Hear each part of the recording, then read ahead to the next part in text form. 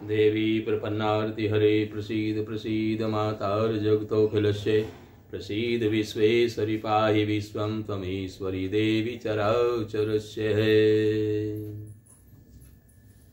श्रीमद् देवी भागवत के अंतर्गत आप लोग 51 शक्ति महाशक्ति पीठ के बारे में श्रवण कर रहे हैं। कल आपने कन्याकुमारी शक्ति पीठ को श्रवण किया। आज आप भद्रकाली शक्ति पीठ जो 51 शक्ति पीठों में से एक है और कुरुक्षेत्र में विराजमान है, उसके बारे में आप श्रवण करेंगे। कुरुक्षेत्र जहाँ सती का दक्षिण गुल्फ गिरा था। 51 शक्ति पीठों में इनमें से ये भद्रकाली नाम से शक्ति पीठ जानी जाती है। यहाँ की शक्ति सावित्री है और यहाँ के भैरव स्थाणु हैं। इस पवित्र स्थल पर चैत्र एवं अश्विन मास के जो नवरात्रे आते हैं उनमें माता जी का विशाल मेला लगता है। श्रीमद् भागवत महापुराण की एक कथा के अनुसार नंद बाबा तथा यशोदा मैया ने बालक श्री कृष्ण का मुंडन संस्कार नवरात्र में भद्रकाली मंदिर में किया था। भगवान श्री कृष्ण की सदा से ही कुरुक्षेत्र शक्ति पीठ पर बड़ी भारी आस्था रही है। कहा जाता है महाभारत का युद्ध होने के पूर्व भगवान श्री कृष्ण ने इस देवी पीठ पर माता भद्रकाली से सोने का घोड़ा चढ़ाने की प्रतिज्ञा की थी। आज भी यात्रीगण प्रतीक के रूप में लकड़ी के घोड़े चढ़ाते हुए देखे जाते हैं। भारत की राजधानी नई दिल्ली से अंबाला जाते समय मार्ग में कुरुक्षेत्र स्टेशन मिलता है। इस स्टेशन से झांसा रोड पर स्थाणु शिव मंदिर के पास भद्रकाली देवी का मंदिर स्थित है। इन्हीं के नाम पर इस स्थान का नाम स्थानेश्वर पड़ा है, जिसको बिगड़ी हुई भाषा में थानेश्वर भी कह देते हैं या सीधा थानेसर ही कह देते हैं।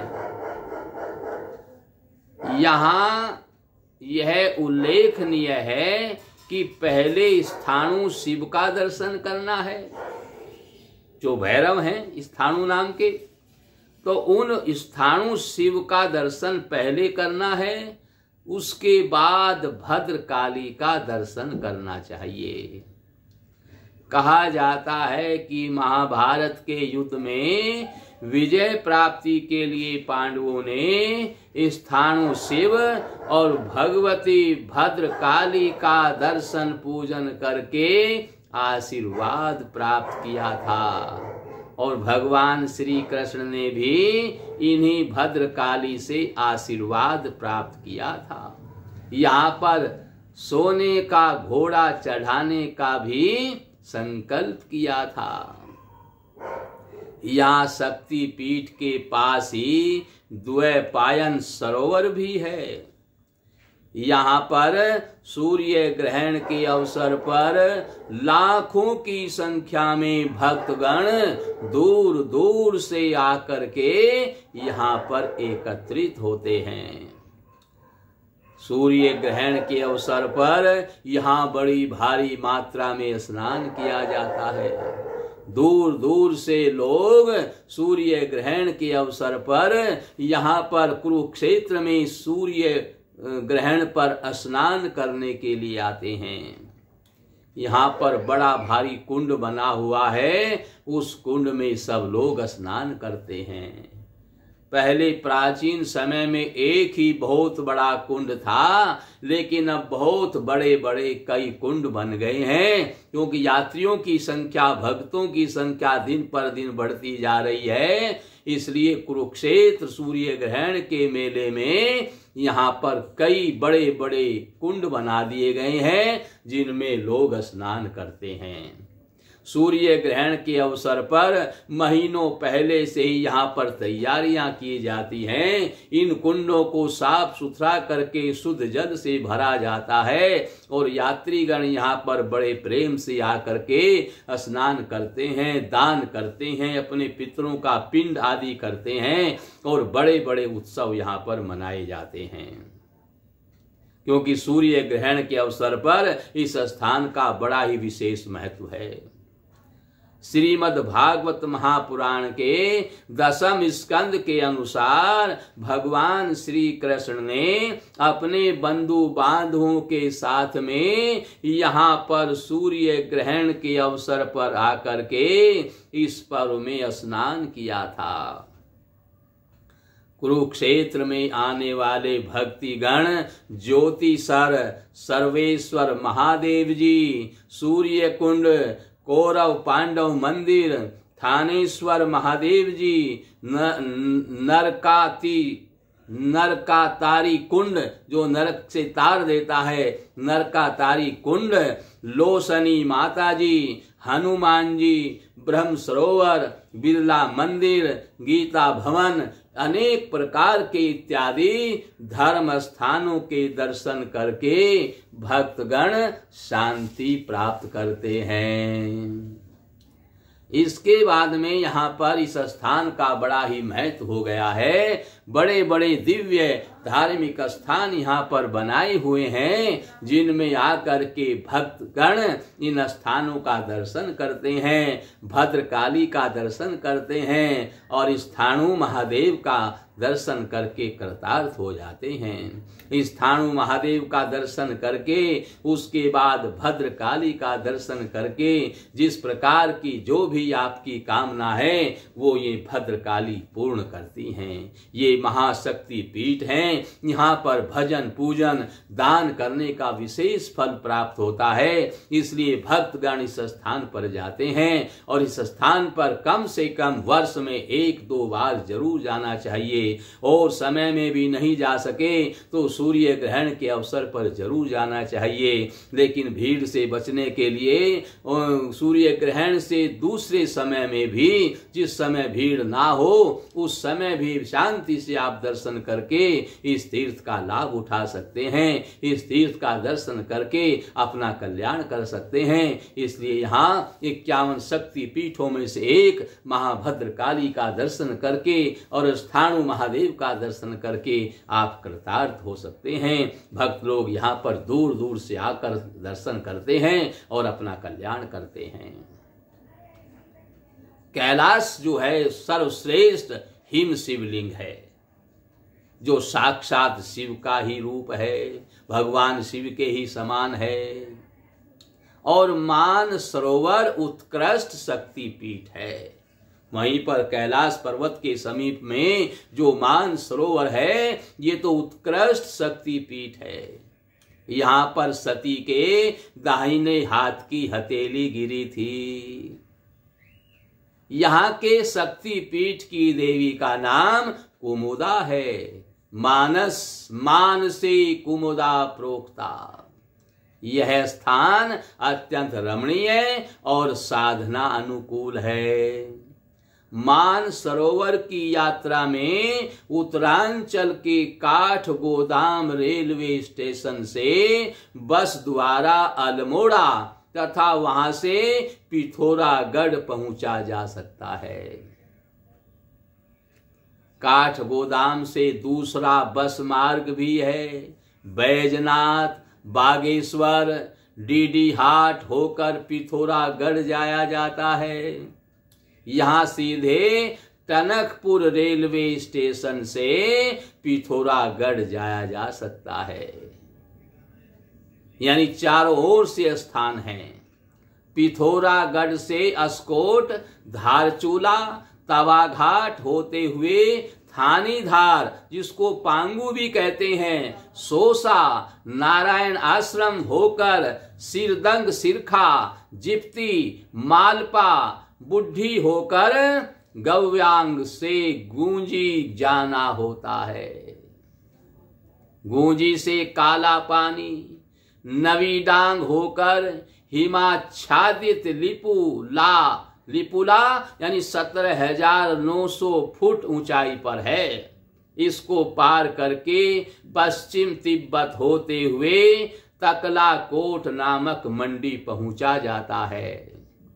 वहां से टोयो रिंगुंग बलढक होकर पवित्रतम मानसर यानी मान सरोवर के दर्शन होते हैं। शक्ति पीठों के प्रादुर्भाव के विषय में देवी पुराण, ब्रह्म पुराण, पद्म पुराण, मत्स्य पुराण, कूर्म पुराण तथा तंत्र ग्रंथों में विस्तार से इनकी कथा मिलती है। इसके अनुसार भगवान विष्णु द्वारा सुदर्शन चक्र से सती के मृतदेह को काटने पर जहां जहां वे खंड गिरे वहां वहां शक्ति पीठ का निर्माण हो गया। देवी पुराण में ऐसा उल्लेख है कि शिव की अनेकानेक मूर्तियां इन स्थानों पर आविर्भूत हो गई जो भैरव के नाम से विख्यात हुई। भगवान शिव स्वयं ही उतने ही खंडों में विभाजित होकर के उन्हीं स्थानों पर शक्ति पीठ के रूप में वहीं पर विराजमान हो गए, जिन्हें भैरव का नाम दिया जाता है। ये स्वयं भगवान शिव ही हैं। सती के अंग पृथ्वी पर 51 स्थानों में गिरे, अतः वहां पर शक्ति पीठ का निर्माण हो गया। कुछ ग्रंथों में 108 शक्ति पीठ भी लिखे हुए हैं। प्रत्येक शक्ति पीठ में एक शक्ति और एक भैरव विभिन्न यानी अलग अलग रूप में उन स्थानों पर अनेक प्रकार के विभिन्न रूप धारण करके विराजमान है, वहीं पर निवास करते हैं। इन स्थानों को महाशक्ति पीठ भी कहा गया है। देवी भागवत, शिव चरित्र, तंत्र चूड़ामणि इत्यादि ग्रंथों में इन शक्ति पीठों का विस्तार से वर्णन किया गया है। ये शक्ति पीठ परम पवित्र एवं त्वरित यानी जल्दी फल देने वाली होती हैं। इन पीठों में जाकर दर्शन करने से आपकी कामना जल्दी पूरी होती है। शक्ति पीठ परम पवित्र मानी गई हैं। शक्त संप्रदाय के साधक इन शक्ति पीठों की यात्रा देव देवी के दर्शन एवं वहां पर साधना करके शक्ति के दर्शन और कृपा प्राप्त करते हैं। तेषां मंत्रा प्रसिद्ध्यन्ति माया बीज विशेषतः। देवी पुराण के अंदर दिया गया है कि वहां पर मंत्र साधना करके शीघ्र फल प्राप्त किया जाता है। हिंदू, बौद्ध एवं जैन धर्म ग्रंथों में कैलाश शक्ति पीठ मान सरोवर का गौरवमय वर्णन किया गया है। हिंदू धर्म ग्रंथ मान सरोवर का मानसर, बिंदुसर, मानस सरोवर और अनेक नामों से इनका वर्णन किया जाता है और उसके प्रति अटूट श्रद्धा भक्ति भी रखते हैं। सृष्टिकर्ता ब्रह्मा के मंत्र द्वारा निर्मित होने से इस सरोवर का नाम मानस सर अर्थात मान सरोवर पड़ा।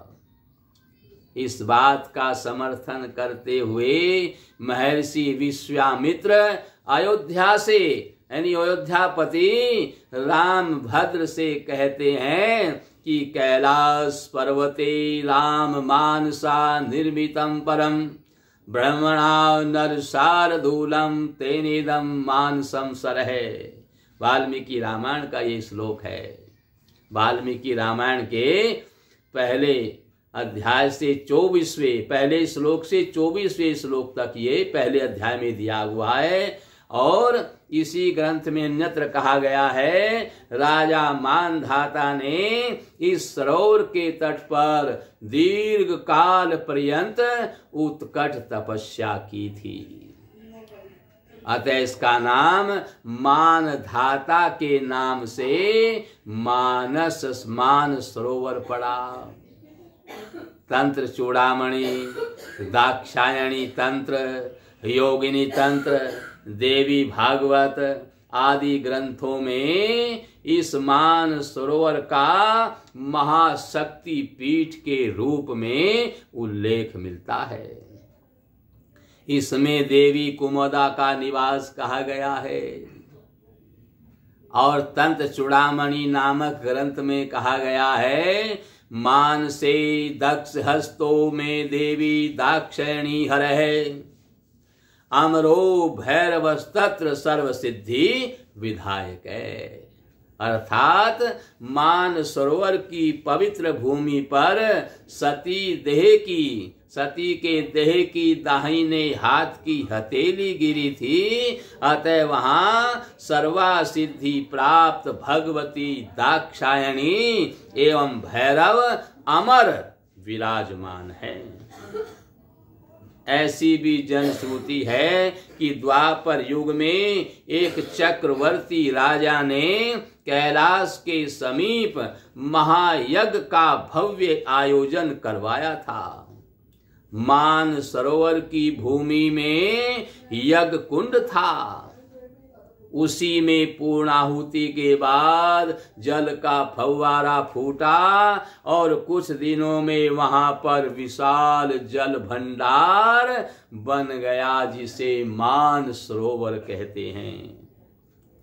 महाभारत के वन पर्व में ऐसा कहा गया है कि मान सरोवर उत्तम तीर्थ है। उसमें अवगाहन करने वाला यानी वहां पर जाने वाला रुद्रलोक को जाता है।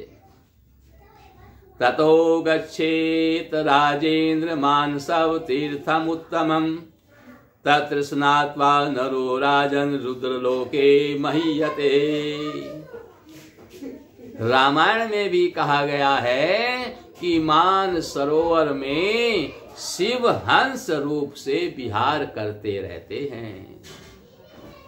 पुराणों में ऐसा उल्लेख है कि ब्रह्मा के मन से निर्मित मान सरोवर के दर्शन मात्र से दर्शनार्थी के पापों का क्षालन हो जाता है तथा इसमें स्नान एवं उसके पवित्र जल का पान करने से ब्रह्मलोक की प्राप्ति होती है। मान सरोवर में स्नान और इसके जल को पीने से ब्रह्मलोक की प्राप्ति होती है। उसके सुरम्य तट पर निवास करके मंत्र साधना करने पर मंत्र सिद्धि अति शीघ्र हो जाती है तथा भगवती महाशक्ति कुमुदा की असीम अनुकंपा प्राप्त होती है और उसका आवागमन ही मिट जाता है। फिर उसका संसार में भटकना नहीं रहता है। यहाँ पर निवास करने वाले साधक को युग के अंत में पार्षदों तथा पार्वती सहित इच्छानुसार रूप धारण करने वाले भगवान शंकर का प्रत्यक्ष दर्शन होता है। इस सरोवर के तट पर चैत्र मास में कल्याण कामी याजक पुरुष अनेक प्रकार के यज्ञों द्वारा अपने पूरे परिवार सहित पिनाकधारी भगवान शिव का बड़ा भारी उनकी आराधना करते हैं। इस सरोवर में श्रद्धा पूर्वक स्नान करने से एवं आचमनी करने से पाप मुक्त हो जाते हैं। जितेंद्रिय पुरुष शुभ लोकों में जाता है, इसमें संशय नहीं है। क्षीणो युगे तु कौन्तेय सर्वस्य सह पार्षदे महो माया च भवति दर्शनम कामरूपिणः अस्मिन् सरसि सत्रेर्वे चैत्रेमसि पिनाकिनम् यजन्ते याजका सम्यक् परिवारं शुभार्थिनः अत्रोपरस्य प्रस्यै सरसि श्रद्धानो जितेन्द्रियः क्षीण पापै शुभान् लोकान् प्राप्नुते नात्र संशयः। महाभारत के वन पर्व के श्लोक है ये। इसमें वर्णन बड़ा भारी मान सरोवर का किया गया है। मान सरोवर की पवित्रतम भूमि शक्तिशाली सूक्ष्म आंदोलनों से सतत विकंपित रहती है, जो प्रतीति कराती है कि इस स्थान पर अवश्य महाशक्ति पीठ है। मान सरोवर अत्यंत सुंदर, शांत एवं आनंद से परिपूर्ण है। इसका जल स्फटिक सा स्वच्छ, जैसे स्फटिक स्वच्छ होता है, सुंदर सफेद दिखाई पड़ता है, स्फटिक के समान स्वच्छ है, मधुरतम है, स्निग्ध है और सुपाच्य है। मान सरोवर विषय की कथा आती है कि जब तारकासुर देवों और मानवों को अत्यंत त्रास देने लगा, तब उनका वध करने के लिए भगवान ने देवों को यानी शिव से महापराक्रमी सुपुत्र उत्पन्न करने की प्रार्थना की थी। शिव ने तथास्तु कहा। उस दिन जब भगवती शिवा पार्वती मान सरोवर के तट पर भ्रमण करने के लिए गई, तो वहां पर भगवान शिव बड़े प्रसन्न होकर के उन्होंने देखा कि 6 दिव्य स्त्रियां कमल पात्र के द्रोण में मान सरोवर का पवित्रतम जल भर कर ले जा रही हैं। मां भगवती पार्वती ने इन 6 स्त्रियों का परिचय पूछा और उस जल को ले जाने का कारण पूछा। उनसे प्रत्युत्तर मिला कि आज शुभ दिन में जो कोई पतिव्रता स्त्री इस पवित्रतम जल का पान कर लेगी, उसके उदर से देव सेना नायक जैसा पुत्र होगा, जो महापराक्रमी भी होगा। यह सुनकर पार्वती ने उस दोने में भरे हुए उस पवित्रतम जल को पीने की इच्छा व्यक्त की। उन स्त्रियां कौन थी? वे 6 कर्तिकाएं थी। उन कर्तिकाओं ने कहा कि हम यह पवित्रतम जल आपको देंगी, लेकिन इस जल के प्रभाव से होने वाले आपके आपका जो महापराक्रमी पुत्र उत्पन्न होगा, हमारे यानी कर्तिकाओं के नाम से ही होगा। इसलिए उस पुत्र का नाम कार्तिकेय होगा। 6 कर्तिकाओं के जल से आपके ये पुत्र होगा, तो हम कर्तिकाओं के नाम से ही कार्तिकेय रहेगा। पार्वती ने उनका प्रस्ताव स्वीकार कर लिया। उस दिव्य जल का मां भगवती पार्वती ने पान किया। फलतः भगवान कार्तिकेय का जन्म हुआ। देव सेना नायक बनकर युद्ध में उन्होंने तारकासुर का वध किया और देव मानवों को त्रास मुक्त कर दिया। बौद्ध धर्म ग्रंथों ने भी मान सरोवर का अत्यंत महत्व दर्शाया है। भगवान बुद्ध के जन्म के साथ मान सरोवर का घनिष्ठ संबंध बताया गया है। पाली भाषा में लिखे हुए बौद्ध ग्रंथों में मान सरोवर को अनुतातासर अर्थात पवित्रता का सरोवर कहा जाता है। बुद्ध देव के समय से ही बौद्ध लोग पश्चिम तिब्बत के में स्थित महातीर्थ कैलाश एवं मान सरोवर की यात्रा तथा परिक्रमा करते हुए आए हैं। वैदिक कालों में भी ऋषि मुनि लोग कैलाश एवं मान सरोवर की यात्रा और प्रदक्षिणा करते थे। ऐसा प्रमाण प्राचीन धर्म ग्रंथों से प्राप्त होता है। तिब्बती धर्म ग्रंथ कंगरी कर छक में मान सरोवर को देवी दोरजे फांगमो यानी वज्र बाराही का निवास माना जाता है। इस पवित्र सरोवर में भगवान देमचोग, दे माने सुख और मचोग माने महा यानी महान सुख जो देता है, उसे बौद्ध लोग उस भगवान का नाम देमचोग रखते हैं। दे माने सुख और मचोग माने महानी महासुख देने वाले भगवती दोरजे फांगमो के साथ पर्व दिन में विहार करते हैं। इस धर्म ग्रंथ में मान सरोवर को तसो मफम कहा गया है और बताया है कि भारत देश से एक बड़ी मछली ने आकर मान सरोवर में मफम यानी छब आवाज करते हुए प्रवेश किया था। अतः इस मधुर जल के महासरोवर का नाम तसो मफम पड़ गया, क्योंकि इस मान सरोवर में एक बड़ी मछली ने आकर के जब छलांग लगाई तो छब छब की आवाज हुई, तो उसी से इसका नाम तसो मफम पड़ गया। जैन धर्म ग्रंथों में कैलाश को अष्टापद कहा गया है और मान सरोवर को पद्म हरद बताया है।